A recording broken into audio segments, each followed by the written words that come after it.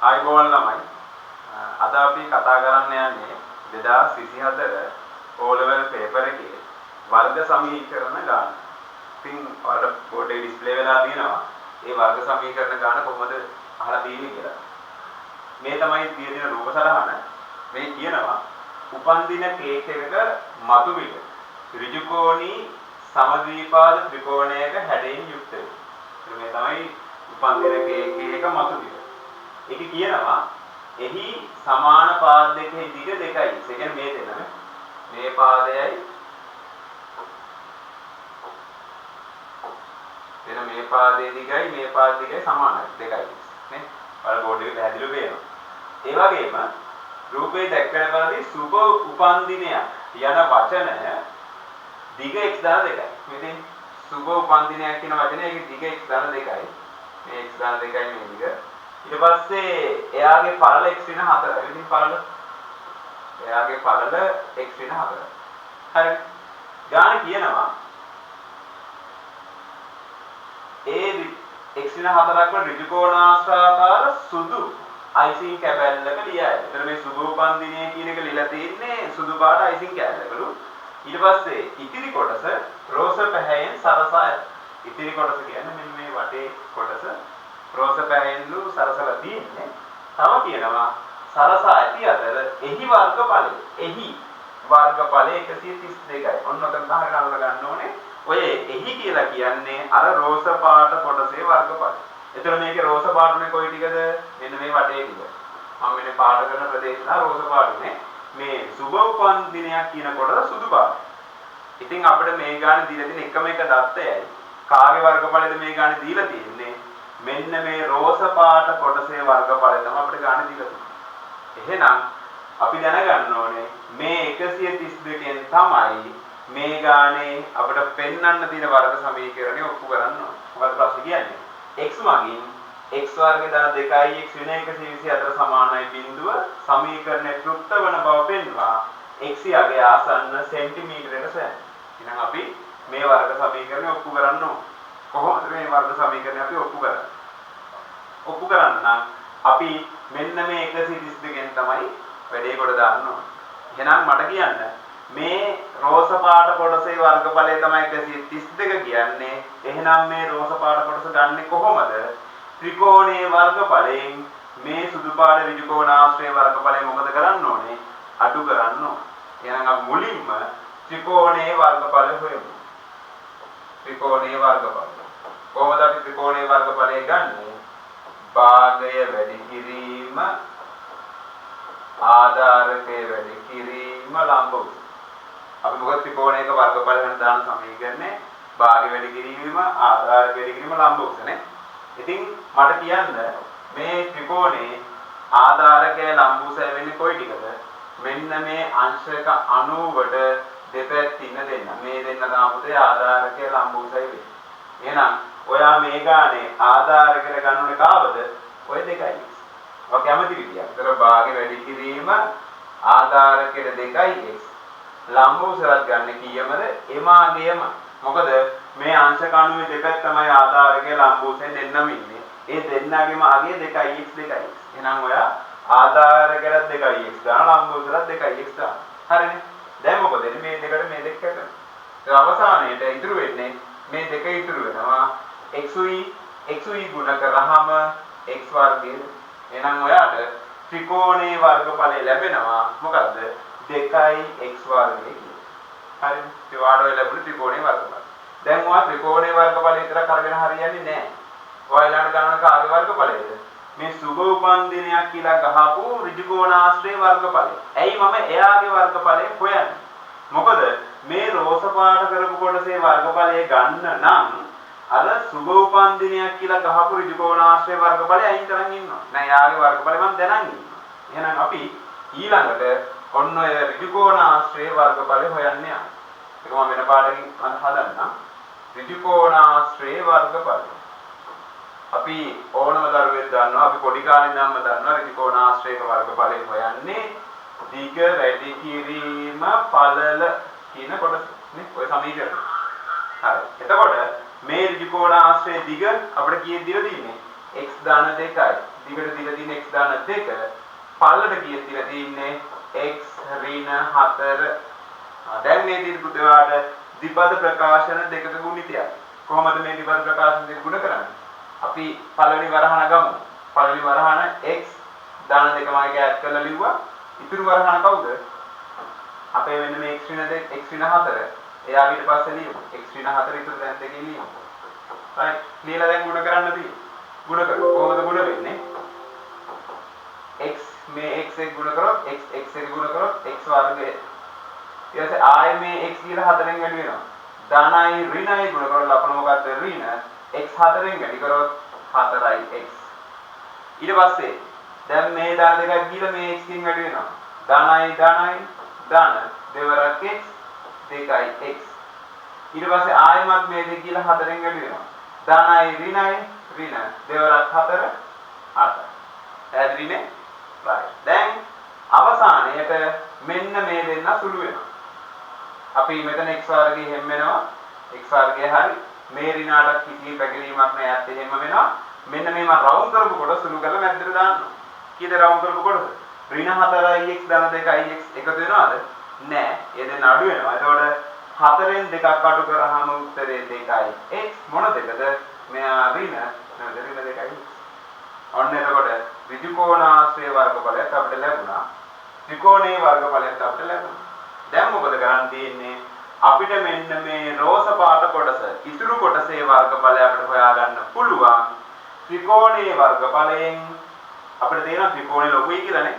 එහෙනම් ලොකු එකාගේ වර්ගඵලයෙන් පොඩි එකාගේ වර්ගඵලය අඩු කරන්න ඕනේ. එහෙනම් අඩු කරමු. මෙන්න ඊට පස්සේ ඉතුරු ටික.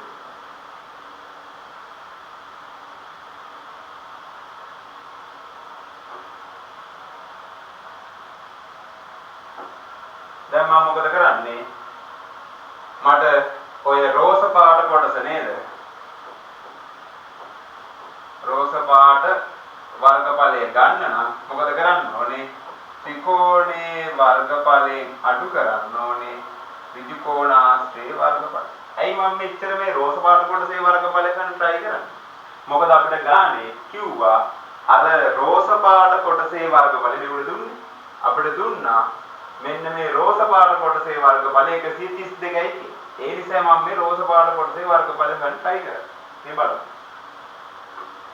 ත්‍රිකෝණයේ වර්ගඵලය කීයද? 2x වර්ගය. ඒකෙන් අඩු කරනවා කාගේ වර්ගඵලයද? ඍජුකෝණාශ්‍රයේ වර්ගඵලය. x වර්ගය ඍණ 2x ඍණ 8. ඔහොමනම් අඩු කරොත් සම්පූර්ණ වැරදි. මොකද්ද? මේ අඩු කිරීමේ ලකුණක් ආව ගමන්ම මොකක් දැමිය යුතුද? අනිවාර්යෙන් පුතේ වරහන නම් මතකයටම දාපන්න. වරහන දැම්මේ නැති වුණොත් මේ අඩු කිරීම සම්පූර්ණයෙන්ම වැරදි. right. දැන් මේ වරහන ඉස්සරහා ඉන්න ඍණ 1 ඔය ඍණ 1කින් මේ වරහන ඉන්න සෑම පදයක්ම වැඩි කරන්න ඕන.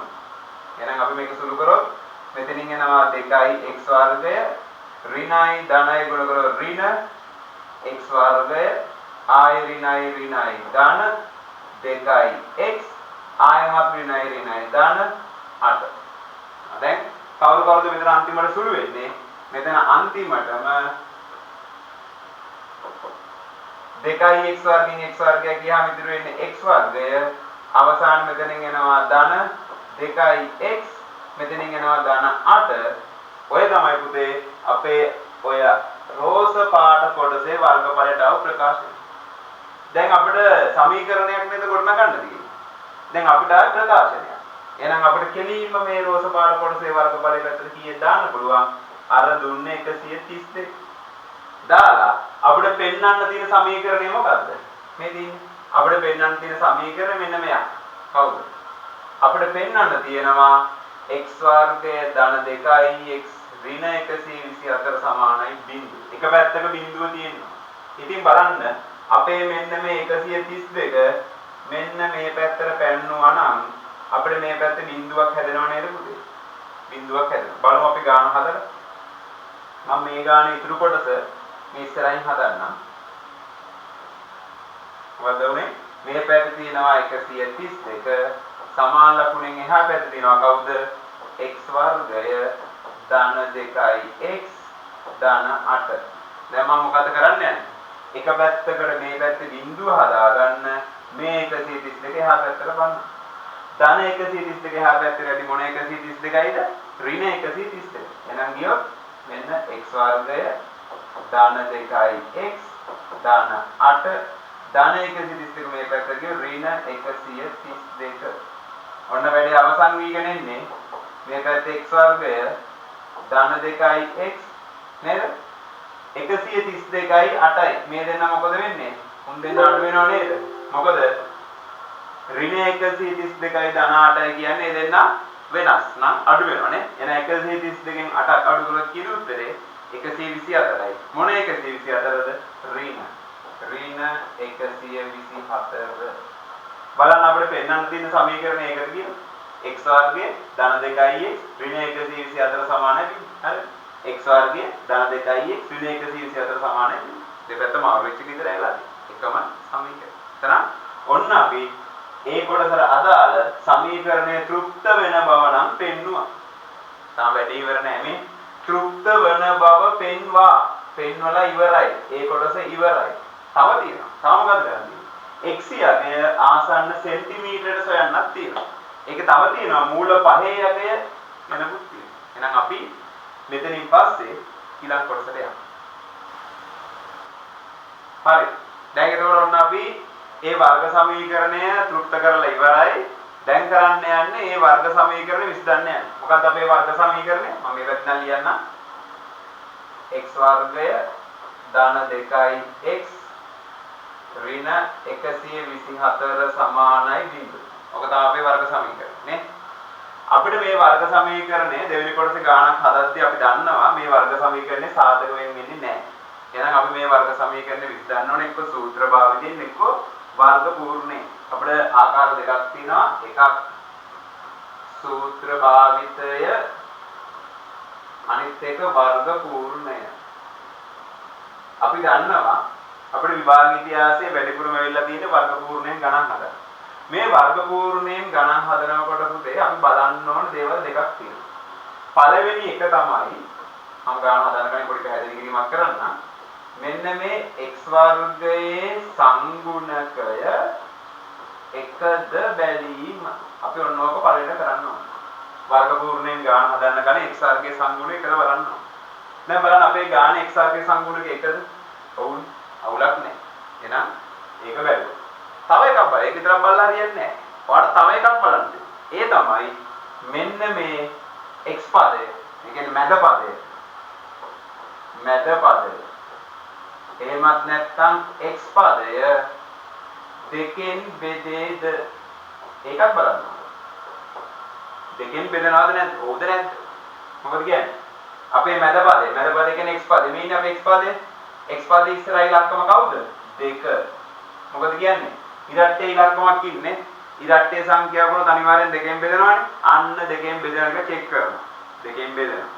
අන්න ඒ වැඩ දෙකම වෙනවා නම් x වර්ගයේ සංගුණක එකක් වෙලා මැද පදේ දෙකෙන් බෙදනවා නම් ඒකත් හරිනම් අපි වර්ග පූර්ණයෙන් තමයි ගණන් කරන්නේ. විභාග ඉතිහාසයේ වැඩිපුර වැරදින පුතේ වර්ග පූර්ණයෙන් ගණන්. එහෙනම් මේ සූත්‍රයට යන මොන වෙලාවද? ඔය දෙකම නොවන වෙලාව. දැන් උදාහරණයක් විදිහට අපිට මෙහෙම ආවොත් 3යි x වර්ගය ඍණ 5යි x ධන 1 සමාන විදුරන ඔයයි ගණනක් ආවා කියන්නකො. මේ ඉස්සරහා පදේ 3 x වර්ගය 3 වෙලා. එකෙන්ම බෑ. අපි වර්ග පූර්ණයෙන් යන්නේ නැහැ සූත්‍ර භාවිතයෙන් යනකට උඩ බැරි නෑ මේ පුළුවන් ගණන හදන්න. යක් සංකීර්ණයි. ඒතකොට ඉතින් අපි සූත්‍ර භාවිතයට යනවා. මේ මෙයාගේ මැද පදේ බලන්න 5 දෙකෙන් බෙදෙන්නේ නැහැ. එහෙනම් අපි යන්නේ සූත්‍ර භාවිතයට.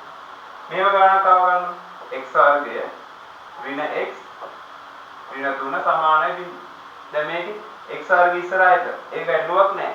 හැබැයි මෙතන බලන්නකො. මෙතන ඉන්නේ එකනේ පුතේ. දෙකෙන් බෙදෙන්නේ නැහැ නේ. මැද පදේ දෙකෙන් බෙදෙන්නේ නැහැ. එහෙනම් අපි ඒක කියන්න ඕනේ කොටද? සූත්‍ර වල මේ අවස්ථාවට යන්නේ ඒ වෙලාව. ඉතින් පුතේ දැන් අපිට දැන් දීලා තියෙන ගාන එහෙම ප්‍රශ්නයක් නැහැ. මොකද අපිට දීලා තියෙන ගානේ හරියටම මෙන්න මේ මැද පදේ දෙකෙන් බෙදෙනවා x වර්ගය එකක් වෙලා. ඒ නිසා අපිට මේ ගාන වර්ග පූර්ණයෙන් හදන්න පුළුවන්. කිසි ප්‍රශ්නයක් නැහැ. එහෙනම් අපි මේ ගාන වර්ග පූර්ණයෙන් හදන්න යනවා. හරි. දැන් අපි මේ ගාන වර්ග පූර්ණයෙන් හදනවා කියලා දැන් අපි තෝරගත්තනේ. එහෙනම් අපි මුලින්ම මොකද්ද කරන්න ඕන වැඩේ? මුලින්ම කරන්න ඕනේ පුතේ මෙන්න මෙතන ඉන්න 124 ඍණ 124 කෙලින්ම එහා පැත්තට දාමු බිඳුවකට.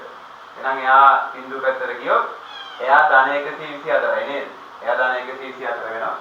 බිඳුව වල වැඩක් නැහැ නේ බිඳුව තිබ්බත් නෑ වගේ. ඍණ 124 මේ පැත්ත ධන 124යි මේ පැත්තෙන් එනවා x වර්ගය ධන 2x.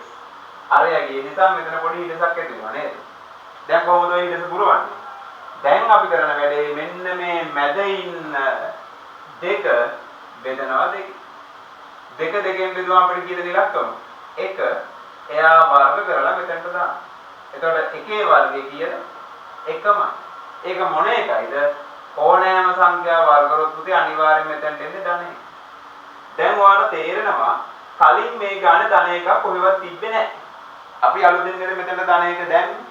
එහෙනම් පුතේ මේ දාපු ධන 1 ඒ විදිහට මෙහා පැත්තට ධන 1 විදිහටම දානවා. මොකද මේ සමාන ලකුණු දෙපැත්තේ ඉන්න දෙන්නන හර්මයන් තරාදියක් වගේ. දෙපැත්ත බැලන්ස් වෙනවා. එහෙනම් ඔයා මේ පැත්තට ධන 1 දැම්මොත් ඒ ධන 1 ඒ විදිහට මෙහා පැත්තට දාන්න. හරි. මෙතනින් පස්සේ 124යි 1 එකතුලා මේ පැත්තෙන් 125 එනවා. මේ පැත්තෙන් එනවා x වර්ගය ධන 2x ධන 1.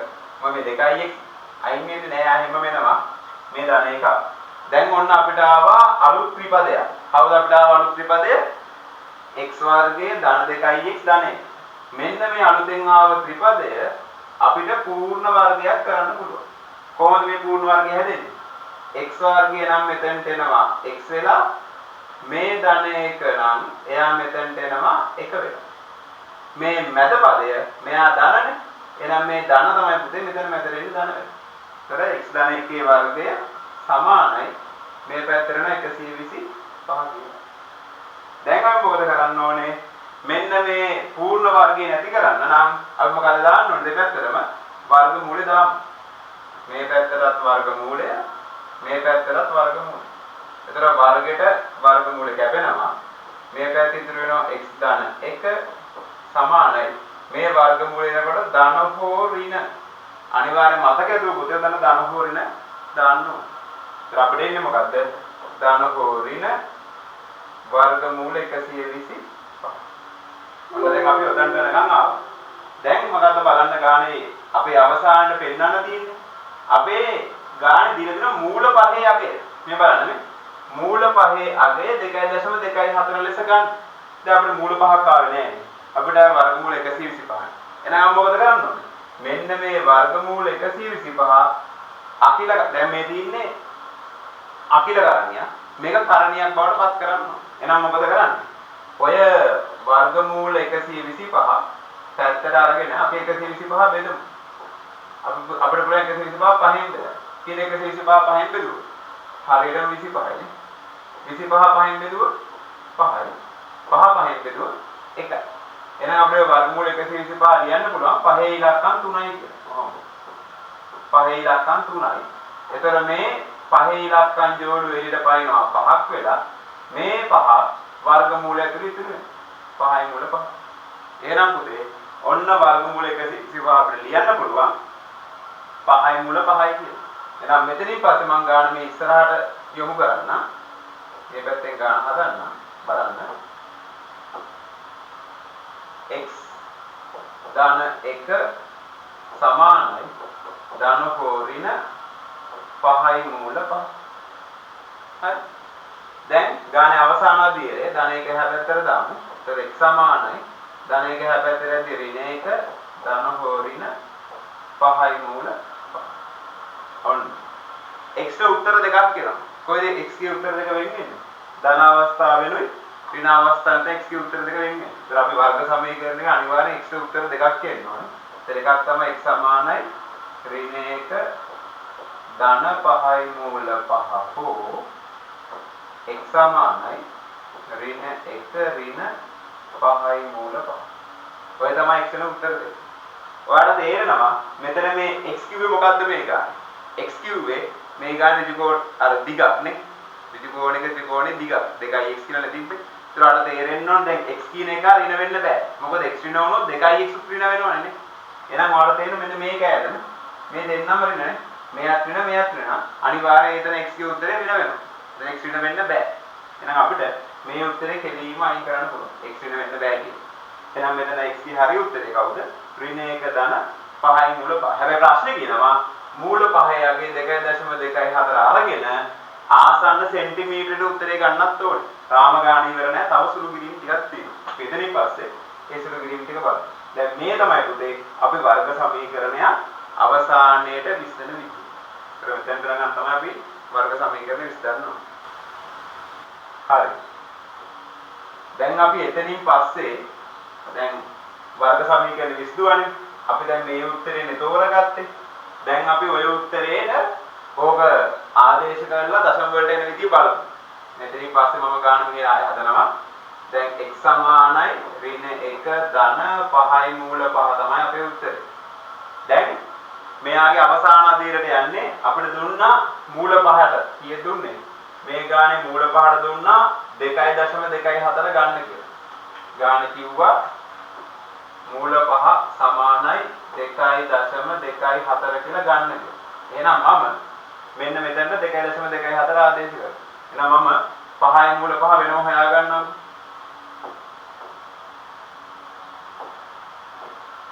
අන්න 5යි මූල 5 යගේ ගන්න යන්නේ 5 වැඩි කිරීම 2.24. මොකද මේ 5යි මූල 5 කියන මේ දෙන්න ඉන්නේ 5යි මූල 5 ඉන්නේ 5 වැඩි කිරීම මූල 5 විදිහට. කොහොමදයි? ඒ නිසා 5 වැඩි කිරීම 2.24. දැන් වැඩි කරොත් කී දශම මතක කරලා ගුණ කරමු. මුලින් 5 කියලා මේ 4ෙන් ගුණ වෙන්නේ. 5 සරක් 4 20ෙන් බිංදුව 2ක් හිටුයි. ආයේ 5 සරක් 2 10යි මේ 2යි 12න් 2 එකක් හිටුයි. දැන් දෙක නෑ. ආයේ 5 සරක් 2 10යි 1යි 11යි. දශම ස්ථාන දෙකක් උත්තරේ ලියන්න ඕනේ. ඒ නිසා මෙතනින් දශම තියෙනවා. පිටිපස්සේ ලක්ෂණ දෙක. ඒතර 11.2 බිංදුව තමයි මෙයාගේ උත්තරේ. දැන් අපි එකට ආදේශ කරොත් ඍණ 1 ධන 11.2 දැන් මොකද වෙන්නේ? මෙයා ධන, මෙයා ඍණ, මේ දෙන්න අඩු වෙනවා. 11.2 බිංදුව එකක් අඩු වෙනවා. කීයද 11.2 ගියොත් උත්තරය 10.2 බිංදුව. මම අඩු කරලා නම් පෙන්නන්න. 11.2 බිංදුවෙන් 1.0 බිංදුවක් නේද අඩු වෙනවා. මොකද මේ 1 කියන එකේ තේරුම 1.0 බිංදුව. ඒතර බිංදුවයි දෙකෙන් බිංදුවක් කරලා උත්තරේ 2යි. දශම දෙක එකෙන් එකක්. උත්තරේ 10.2. ප්‍රශ්නේ අහන්නේ මොකද්ද? ආසන්න සෙන්ටිමීටරයට. දැන් මෙතන 10.2 බිංදුව. ආසන්න සෙන්ටිමීටරයට අහනවා නම් කොතනින්ද බලන්න ඕනේ? අපි මෙන්න මෙතන බිංදුවේ ඉඳලා පිටිපස්සේ ඉලක්කම දිහා බලන්න. එයා 5 හෝ 5ට වැඩි නම් මෙයාට එකක් එකතු කරනවා. මෙතන ඉන්නේ 5ට වඩා අඩු ඉලක්කමක්. ඒ නිසා මේ 10ට එකතු වෙන්නේ නැහැ. උත්තරේ කෙලින්ම 10යි සෙන්ටිමීටර. එහෙනම් x ලාගේ අවසාන උත්තරේ සෙන්ටිමීටර 10යි. එතකොට මේ තමයි අපේ ගානේ අවසානය. හරි. දැන් එතකොට දැන් මේ ගානේ දෙවෙනි කොටස කියනවා කේක් එකෙහි මතු පිට දිගම පැත්තේ දිග. මොකද පුතේ මේ ත්‍රිකෝණී ත්‍රිකෝණයක දිගම පැත්ත කියන්නේ? මේ ත්‍රිකෝණී ත්‍රිකෝණයක අංශකාණු වලට සම්මුඛව ඉන්නේ කර්ණයනේ. එහෙනම් කර්ණය තමයි පුතේ දිගම වෙන්නේ. ඒතර අපෙන් අහන්නේ ඔන්න ඔය දිගම පැත්තේ දිග. මේ දිග 2යි මූල 2යි x මගින් දෙනු ලබන බව පෙන්වනවා. ඉතින් අපිට මේ දිග හොයන්න මොකද්ද භාවිතා කරන්න වෙන්නේ? පයිතගරස්නේ. අපි දාමු පයිතගරස්. අපි මේක ABC කියලා ගමුකෝ මේක. ABC කියලා ගත්තොත් මොකද්ද පයිතගරස් කිව්වේ? ත්‍රිකෝණී ත්‍රිකෝණයක දිගම පාදයේ වර්ගය. දිගම පාදයේ AC. AC ගේ වර්ගය සමානයි. කවුද ඉතුරු පාද දෙක? AB වර්ගය ධන BC ගේ වර්ගය. පයිතගරස් කිව්වේ මොකද්ද? ත්‍රිකෝණී ත්‍රිකෝණයේ දිගම පාදයේ මත අඳින සමචතුරස්‍රයේ වර්ගඵලය. ඒතර අපි සමචතුරස්‍රය කියන එක අපි කිටි කරගන්නවා අපි AC නේ. ඒතර මේ සමචතුරස්‍රය ඇත්තොත් AC ලා දෙන්නේ. ඒතර අපි කියන AC වර්ගය සමාන වෙනවා ත්‍රිකෝණය අඩංගු පාද මත අඳින සමචතුරස්‍ර වල වර්ගඵල වල එකතුවනේ. ඒතර අපි මෙහා AB මෙහා BC ඒ වර්ගය. දැන් අපි මේකට ආදේශ කරොත් AB දිග 2x එතන එන්නේ 2x ගේ සම්පූර්ණ වර්ගය ධන BC කියන්නේ 2x 2x ගේ සම්පූර්ණ වර්ගය. මෙතන දෙකේ වර්ගය 4x වර්ගය ආයෙ ධන 4x ගේ වර්ගය. ඒතර 4යි 4 එකතු කරාම කීයද? 8යි x වර්ගය. 4යි x වර්ගයට 4යි x වර්ගය එකතු කරාම කීයද එන්නේ? 8යි x වර්ගය. ඒතර මේ පැත්තේ එන්නේ ac වර්ගය. වර්ග නැති කරන මොකද කරන්නේ? දෙපැත්තටම වර්ගමූලය දාන්න. වර්ගයට වර්ගමූලය කැපෙනවා. එතකොට ac සමානයි. මෙතන අපිට 8 වර්ගමූලය ඉතුරු කරන්න වෙනවා. මෙතන වර්ග නැති වෙලා x එළියට පයි. 8 පාඩ පේනවා මෙන්න. 2යි මූල 2 මේ බලන්න මෙන්න. 8 බෙදනවා. 8 දෙකෙන් බෙදුවොත් 4යි. 4 දෙකෙන් බෙදුවොත් 2යි. 2 දෙකෙන් බෙදුවොත් 1යි. එහෙනම් ඔන්න ඔයාට වර්ගමූල 8 ලියත හැකි. 2 වැඩි කිරීම 2 වැඩි කිරීම 2 කියලා. එතන මොකද වෙන්නේ? මේ ජෝඩුව එළියට පයින්නවා 2යි. මේ දෙක ඇතුලේ ඉතුරු වෙනවා 2යි මූල 2යි. නේද? එහෙනම් ඔන්න ඔය 2යි මූල 2 තමයි පුතේ මෙතනට එන්නේ. එහෙනම් දිගම පාදේ කීයද? 2යි මූල 2යි x. ඕක නේද අපිට පෙන්නන්න තියෙන්නේ. අන්න 2යි මූල 2x මගින් දෙන්න ලබන බව පෙන්වනවා. ඔන්න පෙන්වනවා.